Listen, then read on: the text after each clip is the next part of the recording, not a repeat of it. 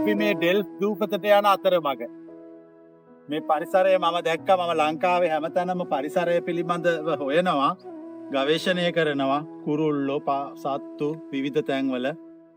මම ලංකාවේ මෙච්චර එක තැනක ඉන්න කුරුල්ලෝ ගොඩක්, මං හිතන්නේ පෙලිකන්ස්ලා රතු පාට රණාංශයෝ ලස්සන කුරුල්ලෝ දාස් ගාණක්, මං හිතන්නේ ලක්ෂයක් විතර කුරුල්ලෝ එකම තැනක ඉන්නවා. හරිම අහඹු දුර්ලභ සිද්ධියක්. ඉතින් මට හිතුණා මේක හැමෝටම පෙන්වන්න, අපි ජීවත් වෙන රට කොච්චර ලස්සන රටක්ද. මේ රට සංවර්ධනය කරගන්න බෑ කිසි කෙනෙකුට. නමුත් මේ රටේ තියෙන සම්පත්, ස්වාභාවික සෞන්දර්ය ලෝකේ කිසිම රටක මමවත් දැකලා නැහැ. එච්චරට ලස්සනයි.